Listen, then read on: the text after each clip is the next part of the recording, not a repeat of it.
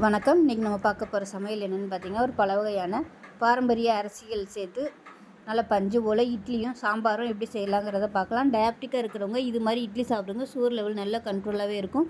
வாங்க அந்த அருமையான இட்லி எப்படி செய்யலாங்கிறத பார்க்கலாம். இப்போ ஒரு குக்கர் எடுத்துக்கலாம். மெஷரிங் கப்பில் ஒரு அரை கப் அளவுக்கு துவரம்பருப்பு சேர்த்துக்கலாம். இப்போ 1/4 கப் அளவுக்கு பாசிப்பருப்பு சேர்த்துக்கலாம். இப்போ இதை நல்லா கழுவிட்டு வந்துட்டு பார்க்கலாம். இப்போ பாருங்கள், நல்லா கழுவிட்டு எடுத்துகிட்டு வந்துட்டு இதில் ஒரு 2 டீஸ்பூன் போல் எண்ணெய் விட்டுக்கலாம். இப்போ இதில் கொஞ்சமாக மஞ்சள் சேர்த்துக்கலாம். இப்போ குக்கரை மூடி வச்சுட்டு நல்லா பருப்பு வந்து நல்லா மசிஞ்சு வர அளவுக்கு வேக விட்டு எடுத்துக்கலாம். நல்லா ஒரு 5 விசில் விட்டுட்டு பார்க்கலாம். இப்போ பருப்பு வச்சு விசில் வந்துருச்சு. இது தனியாக எடுத்து வச்சிடலாம். எடுத்து வச்சுட்டு ஒரு கடாய் வச்சுக்கலாம். கடாய் சூடானதும் 2 டேபிள் ஸ்பூன் வர கொத்தமல்லி சேர்த்துக்கலாம். இப்போ 1 டேபிள் ஸ்பூன் சீரகம் சேர்த்துக்கலாம். இப்போ இதில் ஒரு 7லேருந்து 8 வரமிளகா சேர்த்துக்கலாம். இப்போ இதில் 1/4 டேபிள் ஸ்பூன் வெந்தயம் சேர்த்துக்கலாம். இப்போ இதில் நல்லா ஒரு 2 கொத்து அளவுக்கு கருவேப்பிலை சேர்த்துக்கலாம்.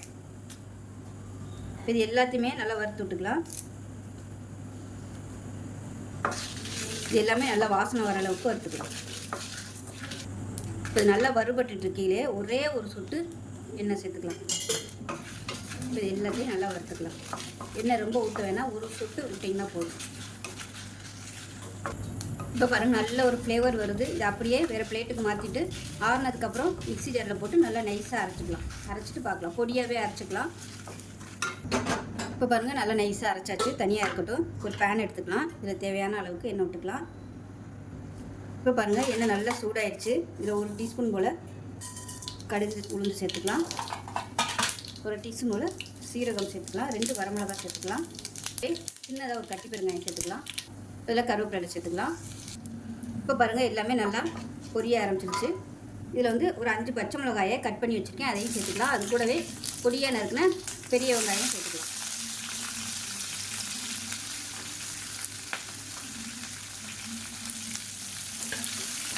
இது எல்லாத்தையும் நல்லா வதக்கிக்கலாம். வெங்காயம் கண்ணாடி பதம் வதங்கணும்.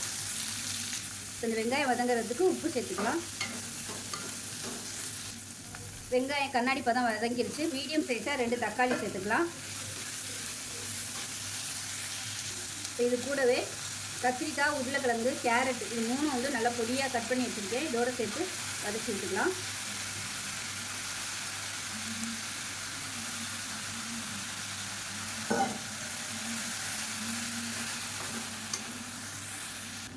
இப்போ பாருங்கள், காய்கறி எல்லாமே ஓரளவுக்கு நல்லா வதங்கிடுச்சு. இப்போ இதில் வந்து வீட்டில் வச்சுருக்கிற சாம்பார் தூள் இல்லை குழம்புத்தூள் 1 டேபிள் ஸ்பூன் அளவுக்கு சேர்த்துக்கலாம்.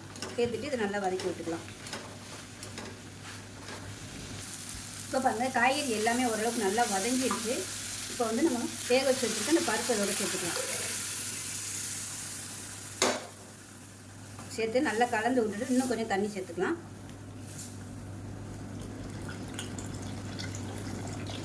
சாம்பாரோட திக்னஸ் பார்த்துக்கிட்டு சேர்த்துக்கோங்க. இப்போ இதில் மஞ்சத்தூள் கம்மியாக இருக்குது, அதனால் கொஞ்சமாக மஞ்சத்தூள் சேர்த்துக்கலாம். இப்போ இதில் உப்பு சேர்த்துக்கலாம்.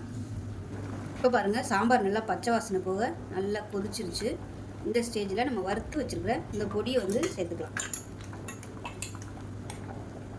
அது 1/2 டீஸ்பூன் அளவுக்கு சேர்த்துருக்கேன். சேர்த்துட்டு நல்லா கலந்து விட்டுருவோம். நல்லா கலந்துட்டு ஒரு நிமிஷம் கொதிச்சா போதும். ரொம்ப கொதிக்கணும்னு அவசியம் இல்லை. நீங்கள் தண்ணியில் கரைச்சிட்டு கூட நீங்கள் இதை சேர்த்துக்கலாம். கரைச்சிட்டு சேர்த்திங்கன்னா நல்லா மிக்சிங் ஆயிரும். இப்போ நல்லா 1 நிமிஷம் கொதிச்சிருச்சு. கேஸ் அமர்த்திடலாம். அவ்வளோதான், அருமையான சூப்பரான சாம்பார் ரெடி ஆயிடுச்சு. ஸோ இதே மாதிரியே செஞ்சு பாருங்கள். செஞ்சு பார்த்துட்டு எப்படி வந்துச்சுங்கிறத சொல்லுங்கள். வீடியோ பிடிச்சிச்சுன்னா லைக் பண்ணுங்கள், கமெண்ட் பண்ணுங்கள், சேனலை சப்ஸ்கிரைப் பண்ணுங்கள், பக்கத்தில் பெல் பட்டனையும் ப்ரெஸ் பண்ணுங்கள். நன்றி. ஒரு பவுல் எடுத்துக்கலாம். இதில் பார்த்தீங்கன்னா ஏதாவது ஒரு கப் வந்து மெஷரிங் பண்ணிக்கோங்க. நான் வந்து இந்த டம்ளர் எடுத்திருக்கேன். இந்த டம்ளரில் 1 டம்ளர் அளவுக்கு முழு ராகி சேர்த்துக்கலாம். இப்போ அதே டம்ளரில் 60 குருவை அரிசி சேர்த்துக்கலாம். இது வந்து பாரம்பரிய அரிசி. இப்போ அதே டம்ளரில் தங்க சம்பா அரிசி எடுத்திருக்கேன். அது வந்து 2 டம்ளருக்கு சேர்த்துக்கலாம். இது வந்து நார்மல் அரிசி சேர்க்குறதுக்கு பதிலாக நான் வந்து இந்த அரிசி சேர்த்துருக்கேன். இதுவும் பாரம்பரிய அரிசி தான். இது வந்து நார்மலாக நம்ம இட்லி, தோசை எல்லாமே சூப்பராக இருக்கும். சாதமாகவும் வடிக்கிறதுக்கு அருமையாக இருக்கும். டேஸ்ட்டு நல்லாயிருக்கும், நல்லா வாசனையாகவும் இருக்கும். இப்போ இது வந்து 2 டம்ளர் சேர்த்துருக்கேன். இப்போ எந்த டம்ளர் எடுத்தோமோ அதே டம்ளரில் 1 டம்ளர் அளவுக்கு உளுந்து சேர்த்துக்கலாம். இது கூடவே 1/4 டீஸ்பூன் போல் வெந்தயம் சேர்த்துக்கலாம். இப்போ இது ரெண்டுமே நல்லா கழுவிட்டு ஒரு 5 மணி நேரம் ஊறினதுக்கப்புறம் நார்மலாக நம்ம எப்படி இட்லி தோசைக்கு அரைப்போமோ உளுந்து தனியாகவும் அரிசி தனியாகவும் அரைச்சிக்கோங்க. அரைச்சிட்டு உப்பு போட்டு கரைச்சி நல்லா 8 மணி நேரம் புளிச்சதுக்கப்புறம் பார்க்கலாம். இப்போ பாருங்கள் மாவு நல்லா ஆட்டி உப்பு போட்டு கரைச்சி நல்லா புளிக்க விட்டு சூப்பராக வந்துருச்சு பாருங்கள். இப்போ வந்து நம்ம இட்லியாக ஊற்றிக்கலாம். இதில் வந்து தோசையும் நீங்கள் ஊற்றிக்கலாம், நல்லா கிறிஸ்பியாக சூப்பராக வரும். இப்போ நம்ம இட்லியாக ஊற்றி பார்க்கலாம் எப்படி இருக்குன்னு. இப்போ நம்ம இட்லியாக ஊற்றிக்கலாம். மாவு வந்து பொங்கினதுக்கப்புறம் ரொம்ப அப்படியே அடித்து கலக்க வேணாம், லைட்டாக மிக்ஸ் பண்ணிவிட்டு ஊற்றிக்கலாம்.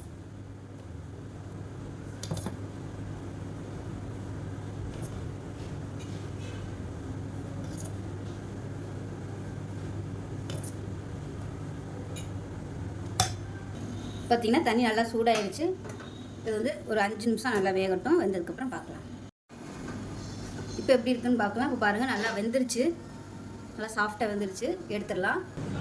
இப்போ பாருங்கள் ஆவி பறக்க இட்லி சூப்பராக ரெடி ஆகிடுச்சு. பார்க்கையிலே தெரியும் எந்த அளவுக்கு நல்லா சாஃப்டாக இருக்குன்னு. நல்ல ஒரு ஆரோக்கியமான ரெசிபி, டயபெட்டிக்காக இருக்கிறவங்களுக்கு அருமையான இட்லி. இப்போ அதுக்கு தொட்டு சாப்பிட்ற மாதிரி அருமையான சாம்பார்.